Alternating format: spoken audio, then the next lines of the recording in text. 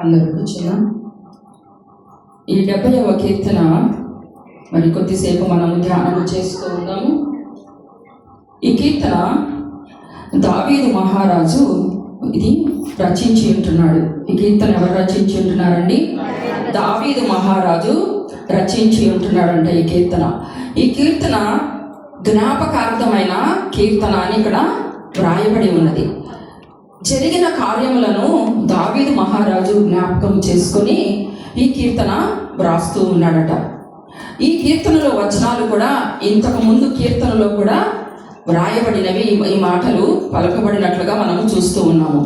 అది చదవనక్కర్లేదు. కానీ కీర్తన 40లో 13 నుంచి 17 వచనాలు చూసినట్లయితే ఆ కీర్తనలో కూడా ఇదే మాటలు కీర్తనకారుడు దావీదు మహారాజు వ్రాసి ఉంటున్నాడు. ఇక్కడ మనం చూసినట్లయితే 70వ అధ్యాయంలో 5 వచనాలు ఉన్నవి. ఇక్కడ మొదటి వచనంలో దావీదికి ఉన్న ఆపద కనిపిస్తుంది కదా. ఏమని? దేవా నన్ను విడిపించుటకు త్వరగా రమ్ము అంటే దావీదు ఆపదలో ఉన్నాడని ఇక్కడ మనకి అర్థమవుతుంది. 2వ వచనంలో ఆయన చాలా అపాయంలో ఉన్నాడంట అని ఇక్కడ మనకి అర్థమవుతుంది. 3వ వచనం చూస్తే ఆయన జీవితంలో అపహాస్యము, అవహేళన ఉన్నట్టుగా మనకి కనబడుతుంది. 4వ వచనం చూస్తే ఆయన సమస్యలన్నిటిలో దేవుని యొక్క ఆరాధన కనపడుతుందండి. అతని జీవితంలో ఇక్కడ ఆనందము ఉన్నది, ఎందుకంటే దేవుడు చేసిన కార్యాలను బట్టి. 5వ వచనంలో అతనికి ఉన్న ఆధారం కనపడుతుంది. ఈ వచనాలన్నీ మనం అర్థం చేసుకుంటే దావీదు చాలా అపాయంలో, ఆపదలో ఉన్నాడు. దావీదికి ఇప్పుడు సహాయము కావాలి. దావీదికి సహాయము కావాలి ఎందుకంటే అతను చాలా ఇబ్బందిలో ఉన్నాడు, చాలా కష్టమైనటువంటి పరిస్థితుల్లో ఉన్నాడు. ఏమని పలుకుతున్నాడు ఇక్కడ? దేవా నన్ను విడిపించుటకు త్వరగా రమ్ము అంటున్నాడు మొదటి వచనంలో. 2వదిగా నా ప్రాణము తీయగోరు వారు సిగ్గుపడి అవమానం పొందుదురుగాక, నాకు కీడు చేయగోరు వారు వెనకకు మళ్లింపబడి సిగ్గు నొందుదురుగాక అంటున్నాడు. ఇక్కడ చూసినట్లయితే దావీదు మహారాజును అంటండి ఎన్నో సంగతులు వెంటాడుతూ ఉన్నాయి, పరిగెట్టిస్తూ ఉన్నాయి ఆయన్ని. ఆయన ఎంతో బాధపడుతూ ఉన్నాడు, పరుగులు తీస్తూ ఉన్నాడు. ఇక్కడ ఇందులో అద్భుతమైన అంశం ఏంటంటే, ఇన్ని అపాయమైన పరిస్థితులు ఎదురైనప్పటికీ, ఇన్ని క్లిష్ట పరిస్థితులు ఎదురైనప్పటికీ, ఇన్ని అవహేళనలు ఎదురైనప్పటికీ, ఇన్ని అపహాస్యాలు ఎదురైనప్పటికీ కూడా ఇక్కడ ఒక అద్భుతమైన మాట ఎవరి మీద ఆధారపడుతున్నాడంటే దావీదు ఇన్ని ప్రతికూల పరిస్థితుల్లో కూడా దావీదు దేవుని సహాయము కోరటము ఒక అద్భుతమైనటువంటి సంగతి అండి. హల్లెలూయా. ఈయనకి సహాయం కావాలి. ఎవరి మీద ఆధారపడుతున్నాడు దావీదు మహారాజు? దేవుని మీద ఆధారపడుతున్నట్లుగా మనము మొదటి వచనంలో మనము చూచుకొని ఉంటున్నాము. దేవుడు అతన్ని కాపాడిన విధానం ప్రస్తుత పరిస్థితుల్లో వ్రాస్తూ ఉన్నారు కదా. దేవుడు దావీదంట మనుషులపై ఆధారపడలేదంట. ఈ వచనాలను బట్టి చూస్తే ఇంతకుముందు కూడా ఈ యొక్క అధ్యాయంలోనే కాదు, ఇంతకుముందు అధ్యాయాల్లో కూడా దావీదు మహారాజు ఎన్నో అపాయమైన పరిస్థితుల్లో దేవుని ఆశ్రయించి ఉంటున్నాడు. అటువంటి పరిస్థితుల్లో కూడా మరి ఆయన ఎవరి సహాయం కోరుతూ ఉన్నాడంట? దావీదు దేవుని సహాయాన్ని కోరుతూ ఉన్నాడు. హల్లెలూయా. అయితే ఇక్కడ త్వరగా రమ్ము అంటున్నాడు. అంటే దావీదు వెరీ అర్జెన్సీలో ఉన్నాడు కదా, చాలా అర్జెన్సీ, అంటే దేవుడి దగ్గర నుంచి జవాబు తొందరగా రావాలి అతనికి. అందుకనే దావీదు ఏమంటున్నాడంటే, అయ్యా త్వరగా రమ్ము, నన్ను కాపాడుటకు నువ్వు రావాలి అని ప్రార్థన చేస్తున్నాడు. ఆయన ఇక్కడ ఎలాంటి పరిస్థితులు గుండా వెళుతుంటే దేవుడు ఆయన్ని కాపాడిన విధానము ప్రస్తుతమైన పరిస్థితుల్లో జ్ఞాపకం చేసుకుంటూ 70వ కీర్తన వ్రాయబడి ఉన్నట్టుగా మనం చూసుకుంటాము. ప్రియులారా, హల్లెలూయా. ఇక్కడ దావీదు మనుషులపై ఆధారపడలేదండి. ఈరోజు మనకి సహాయము ఎక్కడి నుంచి వస్తుంది అని మనము దిగులు పడుతూ ఉంటాము కదా. మనుషులు మనకి సహాయం చేయలేదని మనం బాధపడుతూ ఉంటాము. ఇక్కడ దావీదు మనుషులపై ఆధారపడలేదు, కానీ దావీదు సహాయము కోరుకుంటున్నాడు దేవుణ్ణి. ఇక్కడ ఎందుకు దావీదు మరి దేవుని సహాయాన్ని కోరుకుంటున్నాడంటే మనం చదవనక్కర్లేదు, కానీ యోబు గ్రంథంలో ఒక మాట ఉన్నదండి, 35:9. బలవంతుల భుజమునకు భయపడి సహాయము కొరకై కేకలు వేస్తున్నారట జనాంగం. బలవంతులు మరి ఎదురు పడుతూ ఉన్నారు. బలవంతుల భుజాల బలమును బట్టి జనులు మరి దేవుని యొక్క బిడ్డలు భయపడుతూ కేకలు వేస్తున్నారని వాక్యంలో రాయబడి ఉందండి. మనుషులకు సహాయము ఎందుకు కావాలి? ఎందుకంటే మన ఎదుట బలవంతులైన వారు ఉన్నారు. అలాగే దావీదు ఎదుట కూడా బలవంతులైనటువంటి వారు ఎదురు పడుతూ ఉన్నారు, ఆయన్ని తరుముతూ ఉన్నారు. యోబు గ్రంథంలో రాయబడినట్టు బలవంతులకు భయపడి జనాలు కేకలు వేస్తున్నారంట, అపహాస్యము ఇక్కడ చేస్తూ ఉన్నారంట దావీదుని. అటువంటి బలవంతుడైనటువంటి సౌలు ఎమ్మటిస్తూ ఉన్నప్పుడు దావీదు నిరుత్సాహపడలేదు, దేవుణ్ణి ఆశ్రయించాడు. దేవా, నా సహాయమునకు నువ్వు త్వరగా రావా అని దేవుణ్ణి మొరపెడుతూ ఉన్నాడండి. హల్లెలూయా. ఈరోజు మనము ఈ అధ్యాయం ద్వారా ఒక పాఠం నేర్చుకోవాలి. దావీదుకు సహాయము చేసిన దేవుడు మనకు కూడా సహాయం చేస్తాడా లేదా? చేస్తాడు. ఆనాడు దావీదుకి ఇశ్రాయేలు జనాంగానికి సహాయం చేసిన దేవుడు ఈ దినమున ఈరోజు కూడా నీకు నాకు సహాయం చేయడానికి రెడీగా ఉన్నాడు, సిద్ధంగా ఉన్నాడు. ఎప్పుడు నువ్వు అయ్యా నేను ఆపదలో ఉన్నాను, త్వరగా నా ప్రార్థనకి జవాబిము, త్వరగా నన్ను కాపాడు, నా దగ్గరికి రాయా అని నువ్వు దేవుని సన్నిధిలో మొరపెడితే తప్పకుండా దేవుడు నీకు నాకు అందరికీ సహాయం చేసే దేవుడై ఉంటున్నాడు. ఇక్కడ మనం చూసినట్లయితే మన దేవుడు ఎంత సహాయకుడు అంటే, ఎలాంటి పరిస్థితుల్లో సహాయము చేయగలడంటే, చదువుదామా? ఆదికాండము 49వ అధ్యాయము 22-24 వచనాలు చూద్దాం. ఆదికాండము 49వ అధ్యాయము.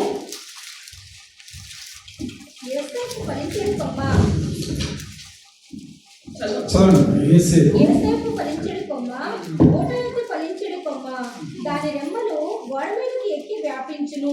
విలుకాండ్రు అతని వేధించిరి, వారు బాణములను వేసి అతన్ని హింసించిరి. యాకోబు కొడుచు పరాక్రమశాలి అయిన వాని హస్తబలము వలన అతని ఇల్లు బలమైన దగును. ఇశ్రాయేలునకు బండయు మేపుడివాడును ఆయనే. చాలు.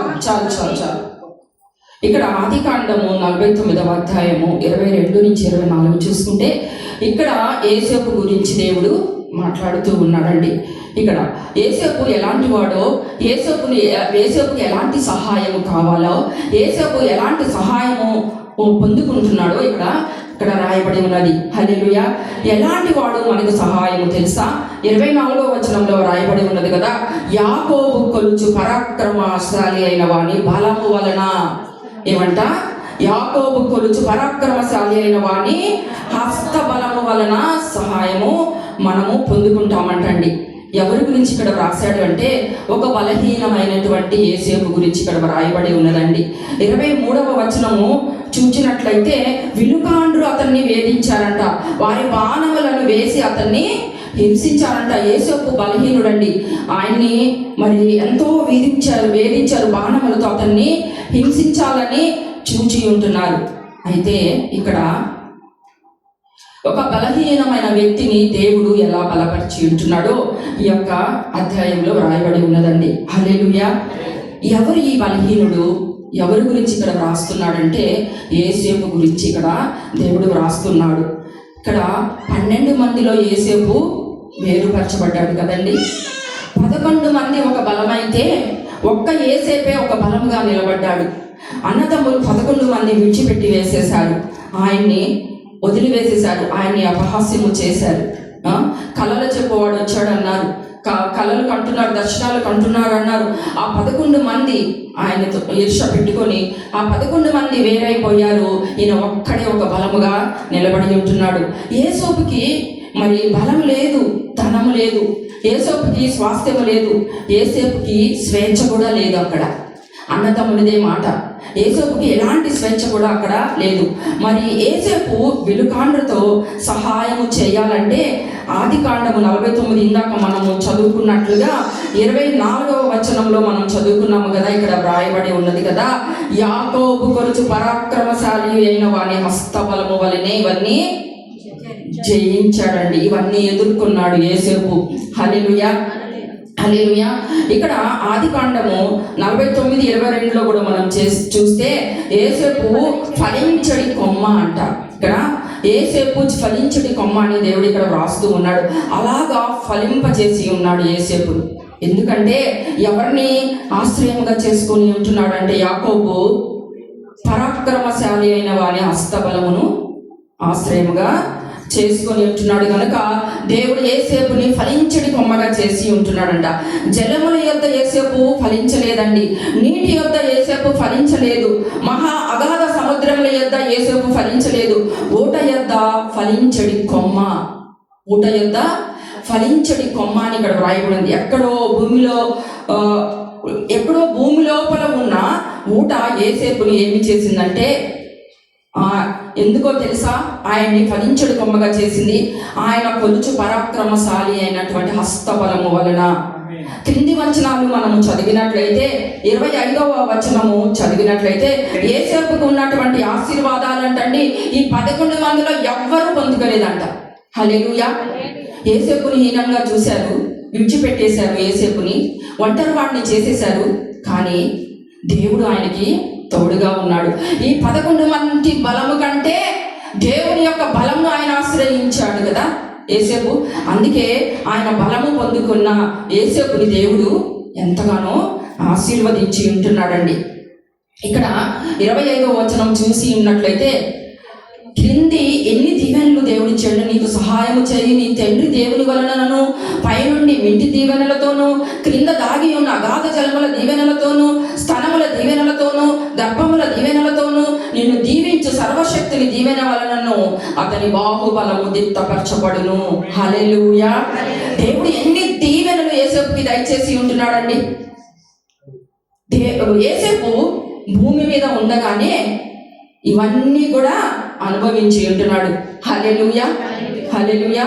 దేవుని సహాయము ఎంత గొప్పది అంటే, బలమైన వారి ఎదుట మనం ఉన్నప్పుడు బలహీనతలో ఆయన మనకు సహాయము చేసే దేవుడు. కాబట్టి ఈరోజు మనం దేవుడిని అడుగుదాం, దేవా నాకు సహాయం చేయడానికి నువ్వు త్వరగా రమ్ము అని మనం అడగాలండి. మన కష్టంలో మనం దిగులు పడకూడదు. దేవా నువ్వే నాకు సహాయకుడు అయ్యా, నువ్వు త్వరగా రాయ్యా, నేను ఇబ్బందిలో ఉన్నానయ్యా, నేను ఎవరికో చెప్పుకోలేనటువంటి పరిస్థితుల్లో నేను ఉన్నాను నాయన, నువ్వు త్వరగా నా ప్రార్థన ఆలకించి నువ్వు నా ప్రార్థనకి జవాబును దయచేయవా అని మనం కూడా దేవుని సన్నిధిలో అడగాలి. ఒక్క వచనం చూసుకుందామా? ద్వితీయోపదేశ కాండము 33:29 చదువుదాం.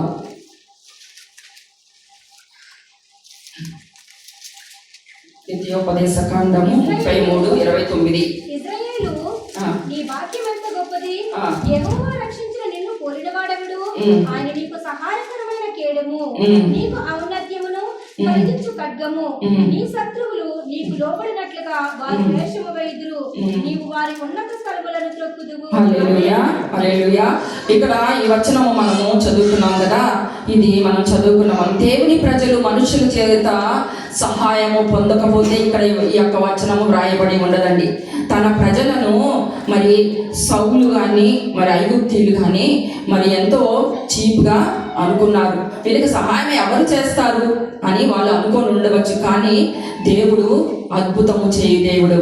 యుద్ధము యెహోవాదే కదా, మనల్ని రక్షించే దేవుడు, మనల్ని కాపాడే దేవుడు. ఇశ్రాయేలులు అనగా దేవుని ప్రజలు కదా. దేవుని ప్రజలైన వారు ఎలా ఉన్నారో తెలుసా? వారిని దేవుడు రక్షించిన విధము, దేవుడు కాపాడిన విధము చాలా గొప్పదిగా ఉంటున్నదండి. అయితే దావీదుకి తెలుసు ఈ విషయాలన్నీ.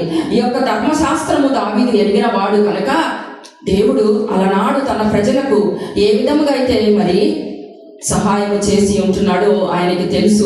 ఏ విధముగా తన ప్రజలను రక్షించుకున్నాడో ఆయనకు తెలుసు కనుక దావీదు మహారాజు దేవుణ్ణి ఆశ్రయిస్తున్నాడండి.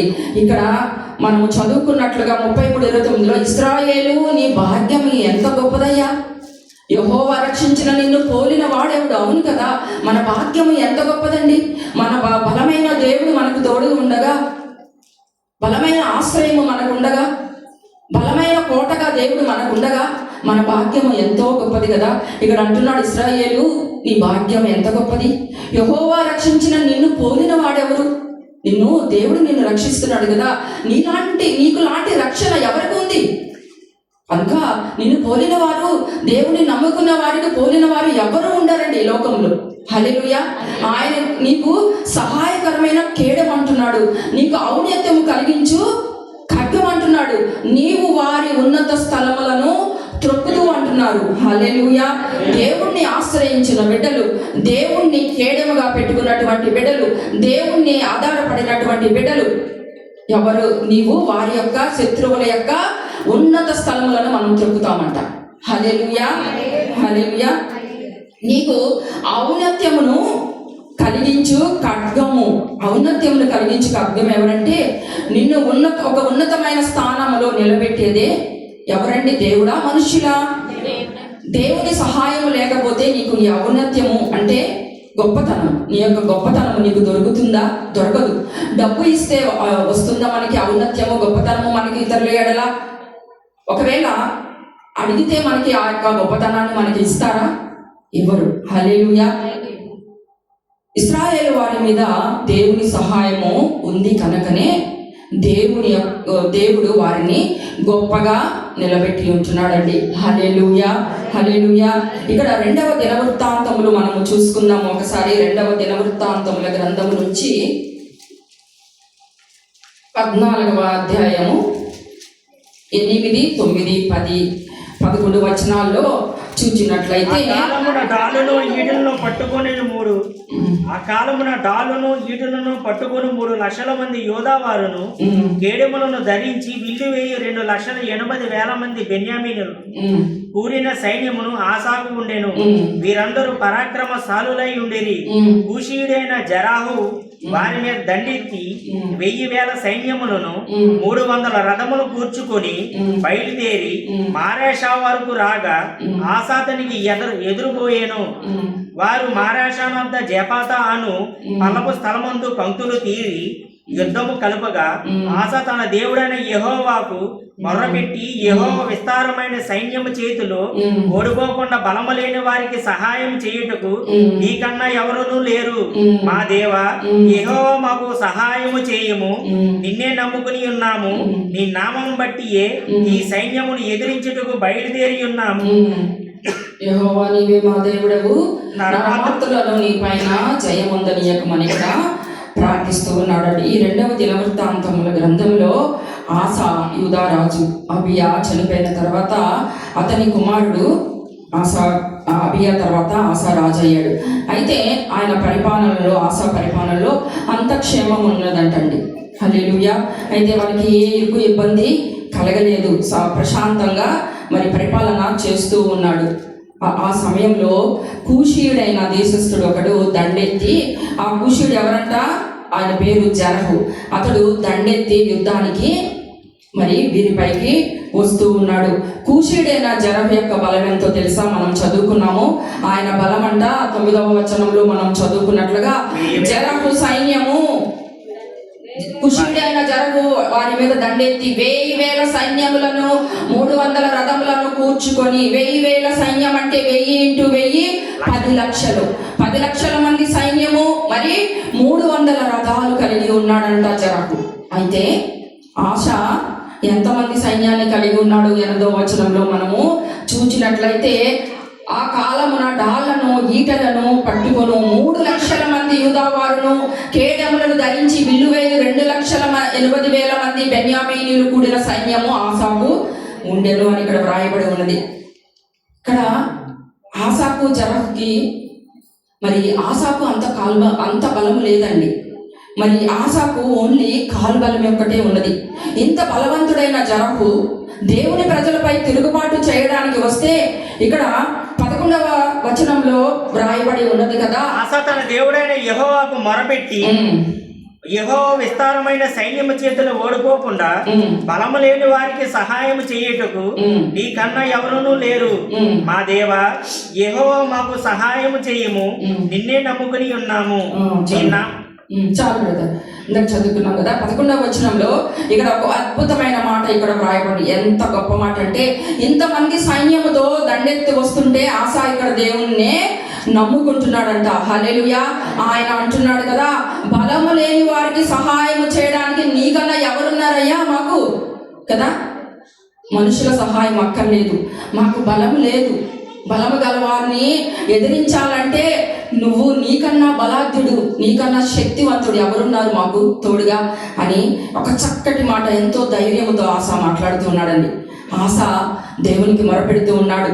నిన్నే నమ్ముకొని ఉన్నాను అంటున్నాడు. ఎవరిని నమ్ముకున్నాను అంటున్నాడు? మనుషులనా, పక్కన ఉన్నటువంటి కాలబాలన్నా కాదు, నిన్నే నమ్ముకున్నానయ్యా నేను, నీకంటే బలాఢ్యుడు ఎవరు లేరు, నీకనంటే బలాఢ్యుడు ఈ లోకంలో ఎవరు కూడా ఉండరు కూడా అని ఇక్కడ దేవుడిని అడుగుతున్నాడు. నిన్నే నేను నమ్ముకొని ఉన్నాను, నీ నామమును బట్టి ఈ సైన్యంను ఎదిరించుటకు బయలుదేరి ఉన్నాను, నరమాత్రులను నీ పైన జయమందనీయకుమని ప్రార్థించగా ఏం జరిగిందో 12వ వచనం నేను చదువు. యెహోవా ఆ కూషీలను ఆశ ఎదుటను యూదా వారి ఎదుటను నిలవనీయక వారిని మొత్తినందున వారు పారిపోయినంత. చూసారా, ఆ కూషీలను ఆశ ఎదుట యూదా వారి ఎదుటను నిలవనీయలేదంట దేవుడు. హల్లెలూయా. నిలవనీయనందువలన వారంట పారిపోయారంట. యుద్ధము చేయలేక వాళ్ళకి వారి పక్షమున బలమైన దేవుడు ఉన్నాడు, శక్తిమంతుడు ఉన్నాడు. మన యొక్క ఈ బలగం ఎందుకు పనికిరాదు ఆయన ముందు అని వారు మరి ఆశ ప్రార్థించినప్పుడు దేవుడు గొప్ప కార్యము చేసి తన ప్రజల్ని రక్షించుకొని ఉంటున్నాడు. అందుకే దావీదు అంటున్నాడు, నా సహాయం నాకు త్వరగా రమ్ము అని దేవుణ్ణి ప్రార్థిస్తూ ఉన్నాడు. తొందరగా 5 నిమిషాల్లో ముగించుకుందాము. కీర్తనలు 70లో 2వ వచనంలో వ్రాయబడి ఉంది, నా ప్రాణము తీయగోరు వారు సిగ్గుపడి అవమానమందుదురుగాక, నాకు కీడు చేయగోరు వారు వెనుకకు మళ్లింపబడి సిగ్గునందుదురు అని ఇక్కడ మాట్లాడుతూ ఉన్నాడు కీర్తనకారుడు. ఇక్కడ దావీదుని ఎవరు తరుముతూ ఉన్నారండి?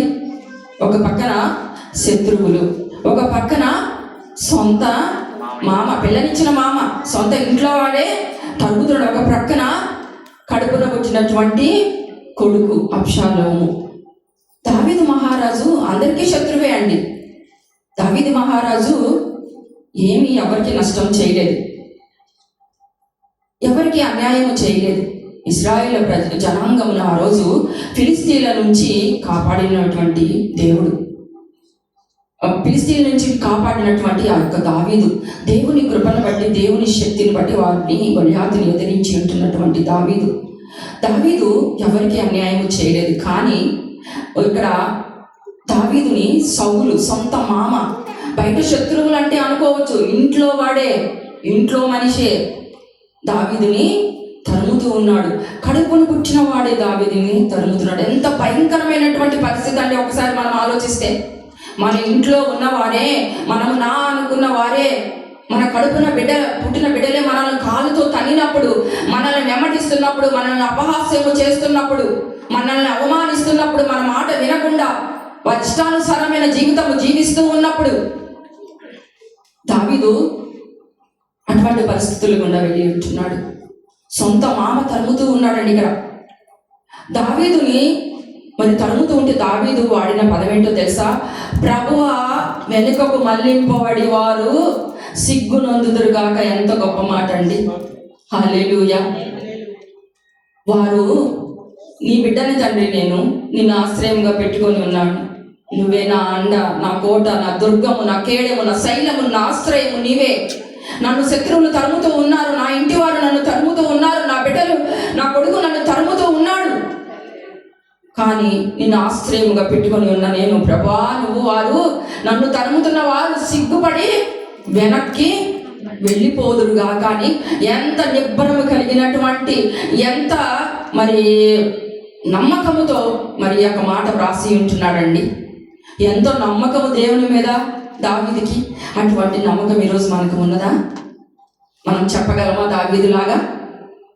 అపాయము దావీదుని తరుముతూ ఉంది. దావీదును వెంటాడి వేధించడానికి మరి సౌలు పరుగులు తీస్తూ ఉన్నాడు దావీదుని. అంత తప్పు ఏం చేశాడు? ఏమీ చేయలేదు దావీదు. దేవుణ్ణి ఆశ్రయంగా చేసుకొని ఉంటున్నాడు. దావీదు తప్పులు చేశాడు, కానీ పశ్చాత్తాపపడి మళ్ళీ దేవుని సన్నిధిలో పశ్చాత్తాపపడి దేవుని బిడ్డగా మారాడు, దేవుని సొత్తుగా మారాడు, దేవుని కృపను పొందుకున్నాడు, దేవుని యొక్క దీవెనలు పొందుకున్నాడు, దేవుని యొక్క కాపుదలను పొందుకున్నాడు దావీదు. ఇక్కడ సౌలు ఎందుకు వెంబడిస్తున్నాడండి? సౌలుకి తన రాజ్యం కావాలి. సౌలుకు సైన్యం ఉంది, బలం ఉంది, బలగం ఉంది. దావీదు మీద తిరగబడితే అతని పక్షాన ఎవరు లేరు అనుకున్నాడు సౌలు కదా. సౌలు వెంటాడి వేధిస్తున్నాడు ప్రియులారా దావీదుని. అటువంటి పరిస్థితులు మనకు కనవస్తే మనం తల్లడిల్లిపోతాం. దేవుని ఎన్ని శాపనార్థాలు పెట్టేస్తాము. దేవా, ప్రతి వారం నీ సన్నిధికి వస్తున్నా, ప్రతిరోజు నేను ప్రార్థన చేస్తున్నా, ప్రతిరోజు మా గ్రూప్లో పెట్టిన వాక్యం వింటున్నాను, మరి నాకేంటి పరిస్థితి? ఈ శత్రువు ఏంటి నన్ను ఇలా తరుముతూ ఉన్నాడు? నాకే ఎందుకు పెట్టేవి ఇవన్నీ? నీ సన్నిధికి వచ్చినందుగా, నేను వెంబడించినందుగా, నేను ఆశ్రయించినందుగా, నేను ప్రార్థించినందుగా అని మనం అయితే సరిగేవారు, గొలిగేవారు, నిరుత్సాహపడిపోయేవారు. కానీ దావీదులో ఎలాంటి నిరుత్సాహం రాలేదండి. హల్లెలూయా, హల్లెలూయా. ఫిలిష్తీయులతో యుద్ధము చేయాల్సినటువంటి సౌలు దావీదుతో యుద్ధం చేస్తున్నాడు. ఇక్కడ ఫిలిష్తీయులతో యుద్ధం చేయవయ్యా అంటే దావీదును చంపాలని తరుముతూ ఉన్నాడు. ఇక్కడ దావీదుకు సైన్యం లేదు కదండి, బలము లేదు కదా. తనకు దగ్గర ఉన్నటువంటి తన దగ్గర బలమైన వారు ఎవ్వరూ లేరు. అరణ్యంలో ఉన్నాడు దావీదు. పారిపోయి వీళ్ళకు భయపడి అరణ్యంలో దాక్కున్నాడంట దావీదు. ఈజీగా చంపచ్చే అనుకున్నాడు సౌలు దావీదుని. కానీ పరాక్రమశాలి అయినటువంటి హస్తబలము దావీదుకి తోడుగా ఉండదని సౌలుకు తెలియదు. హల్లెలూయా. మనం ఏ పరిస్థితుల్లో ఉన్నాము? పరాక్రమశాలి అయినటువంటి హస్తబలము మనకు తోడుగా ఉన్నదని మనం తెలుసుకోవాలి. హల్లెలూయా. మన దేవుడు సామాన్యుడు కాదండి. మనం వెంబడిస్తున్నటువంటి దేవుడు అసమానుడు కాదు కదా. మన పాట పాడకుండా అసమానమైన నా దేవుడు అవమాన పరచడు నన్ను, ఓటమి నెరుగని మన దేవుడు ఓడిపోనివ్వడు నిన్ను. హల్లెలూయా. మన దేవుడు అసమానమైనటువంటి దేవుడు.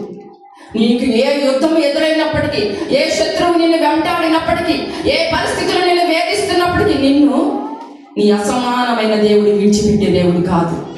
హల్లెలూయా. నిన్ను సిగ్గుపరచడు ఏ విషయంలో కూడా. ఎప్పుడంటే నువ్వు దేవుణ్ణి ఆశ్రయముగా చేసుకుంటేనే ఇవన్నీ నీకు సాధ్యము. హల్లెలూయా. ఇక్కడ దావీదు దేవుని సన్నిధిలో మొరపెడుతూ ఉన్నాడు. దేవుని సహాయాన్ని కోరుకున్న వారిని దేవుడు ఎలాగా చేస్తాడో తెలుసా? నిర్గమాకాండము 14వ అధ్యాయము 10 నుంచి 14 మనం చదివినట్లయితే, నిర్గమాకాండము 14 సమీపించుచుండగా ఇశ్రాయేలీయుల కన్నులెత్తి ఐగుప్తీయులు తమ వెనుక వచ్చుట చూచి మిక్కిలి భయపడి యెహోవాకు మొరపెట్టిరి. అంతటి వారు మోషేతో, ఐగుప్తులో సమాధులు లేవని ఈ అరణ్యములో చచ్చుటకు మమ్మల్ని రప్పించితివా? మమ్మల్ని ఐగుప్తులో నుండి బయటికి రప్పించిన మమ్మను ఇట్లు చేయలేరా? మా జోలికి రావద్దు, ఐగుప్తీయులకు దాసమగుదుమని ఐగుప్తులో మేము నీతో చెప్పిన మాట ఇదే కదా. మేము ఈ అరణ్యమందు చచ్చిన కంటే ఐగుప్తీయులకు దాసమగుటే మేలని చెప్పిరి. అందుకు మోషే భయపడికుడి, యెహోవా మీకు నేడు కలుగజేయబోవు రక్షణను మీరు చూపించుకునుడి. మీరు నేడు చూసిన ఐగుప్తీయులను ఇక మీదట మరి అన్నడును చూడరు. హల్లెలూయా. ఇక్కడ ఫరో రాజు ఇశ్రాయేలుని సమీపిస్తూ ఉన్నాడు. ఇశ్రాయేలులు కన్నులెత్తి చూచినప్పుడు ఐగుప్తీయులంట తమ వెనుక వచ్చుట చూచి మిక్కిలి భయపడ్డారంట ఇశ్రాయేలు ప్రజలు. 11, 12, 13 వచనాల్లో రాయబడి ఉన్నది. వారంట మొరపెట్టిన వాళ్ళు నమ్మకం ఉంచకుండా మోషే మీద సలుగుతూ ఉన్నారు. మేము ఐగుప్తీయుల దగ్గర దాసులుగా ఉంటేనే బాగుండు, ఈ అరణ్యంలోనికి మమ్మల్ని తీసుకొచ్చి చంపడానికి తీసుకొచ్చావా ఐగుప్తీయుల చేతిలో అని మోషే మీద సలుగుతూ ఉన్నారట. దేవుని మీద నమ్మకాన్ని కోల్పోయారు, మొరపెట్టారు. కానీ ఇలాగే మన జీవితాల్లో దేవుని మొరపెడతాము చాలాసార్లు, కానీ దేవుని నమ్మకాన్ని మనం కోల్పోతాము, దేవుని మీద విశ్వాసాన్ని మనము కోల్పోతాము, సనుగుకుంటూ ఉంటాము. అయ్యా నేను మొరపెడుతూ ఉన్నానే, నాకు సమాధానము రాలేదే. ఒక్కొక్కసారి దేవుడు సమాధానం ఆలస్యంగా ఇస్తాడు, అది మన మంచి కొరకే, ఆయన మహిమ పొందడానికి కోసమే. హల్లెలూయా. అంతటా వారు మోషేతో, ఐగుప్తులో సమాధులు లేవని ఈ అరణ్యంలో మమ్మల్ని చంపడానికి మమ్మల్ని ఇక్కడికి రప్పించావా, మమ్మల్ని ఇక్కడికి తోడుకొని వచ్చావా, ఈ అరణ్యం ముందు చచ్చుట కంటే ఐగుప్తులు దాసుల మొగట మేలని వారు మోషేతో సనిగారంట. అందుకు మోషే ఇక్కడ 13వ వచనంలో, భయపడకుడి, యెహోవా మీకు నేడు కలుగజేయు రక్షణను మీరు ఊరక నిలుచుండి చూడుడి. మీరు నేడు చూచిన ఐగుప్తీయులను ఇక మీదట మరి ఎన్నడూ చూడరు. యెహోవా మీ పక్షమున యుద్ధము చేయును, మీరు ఊరకయే ఉండవాలని ప్రజలతో చెప్పారు. హల్లెలూయా. ఇక్కడ మనము ఏ పరిస్థితులు వచ్చినాను యెహోవాకు మొరపెట్టి మనము ఊరకనే నిలబడి చూస్తే, తొందరపాటు లేకుండా ఊరకయే మనము దేవుని జవాబు కొరకు కనుక మనము ఓపికతో సహనముతో మనము ఊరకనే సనగకూడదు. సనగకుండా గొనగకుండా దేవుణ్ణి నువ్వు ఊరకనే ఆయనకు అప్పచెప్పుకొని ఆయన ప్రార్థించి ఆయనకు మొరపెట్టి నువ్వు అలా కాగా ఉండిపో. ఆయన గొప్ప కార్యములను మన జీవితంలో చూస్తాం ప్రజలారా. హల్లెలూయా. ఫరో అనుకుంటున్నాడు ఈ ఇశ్రాయేలు జనాంగములను తుడిచిపెట్టాలి. ఎందుకు అనుకుంటున్నాడు అంటే, ఫరో చేతిలో బలం ఉంది, ఫరో చేతిలో గొప్ప సైన్యము ఉంది, ఫరో చేతిలో యుద్ధ రథములు ఉన్నాయి, ఫరో లాంటి రాజు ఆ చుట్టుపక్కల ఎవరు లేరు. ఈ దినంతో ఇది జీవితాలు క్లోజ్ అనుకున్నాడు ఫరో.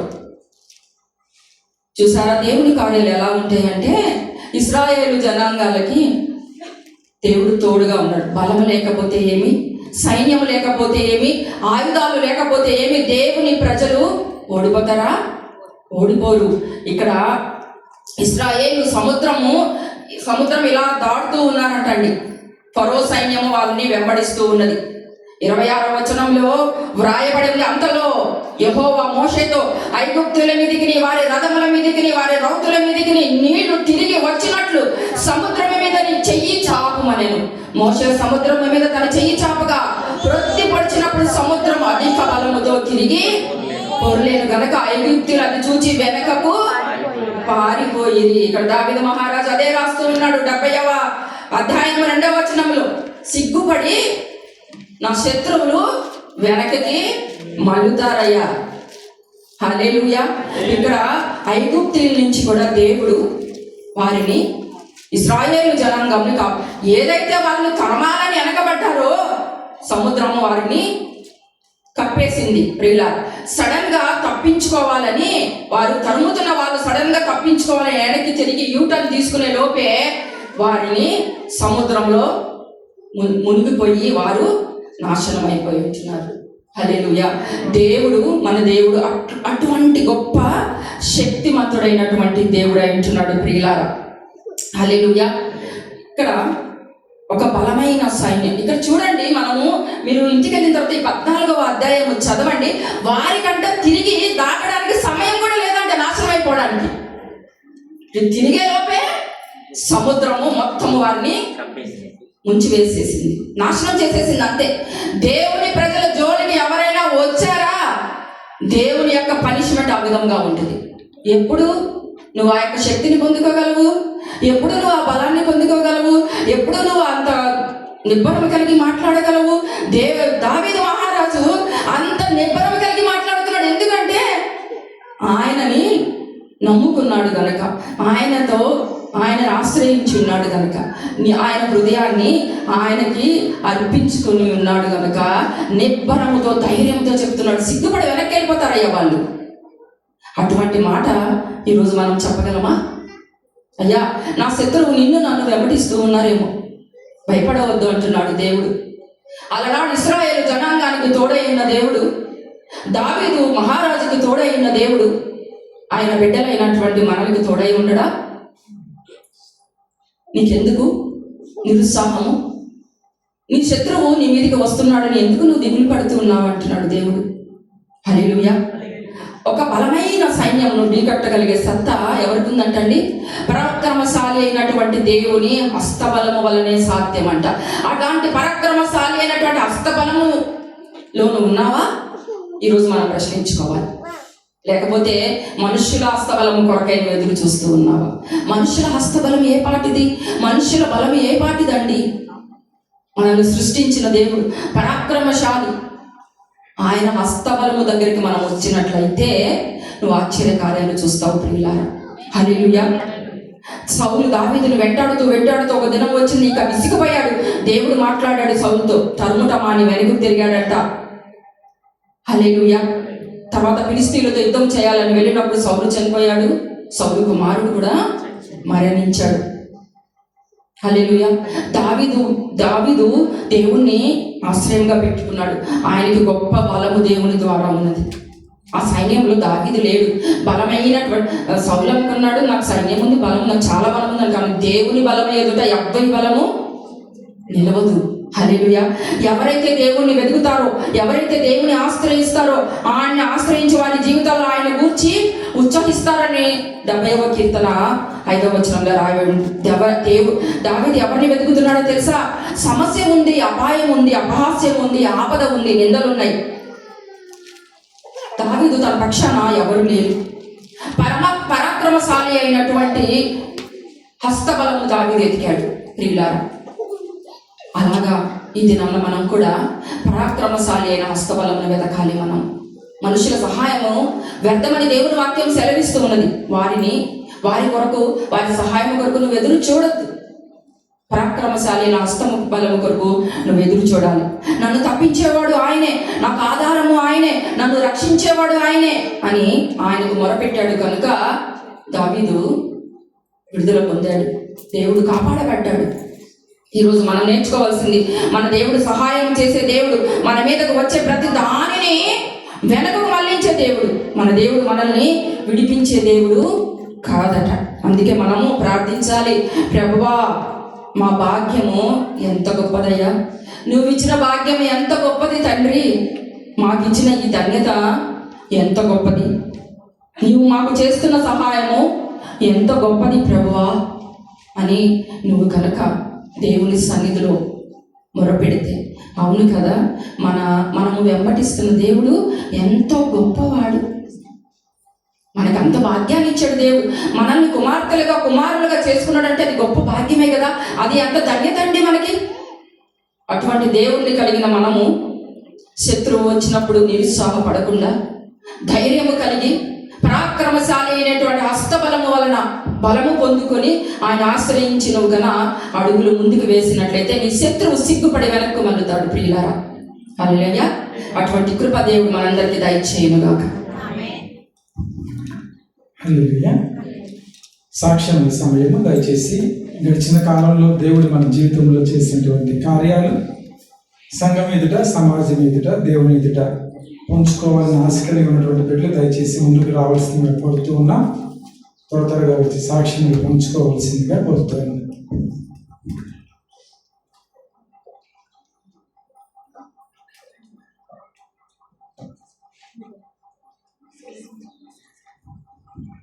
హల్లెలూయా. దేవుని నామమునకు స్తోత్రములండి. పాస్టర్ గారికి, పాస్టర్ గారికి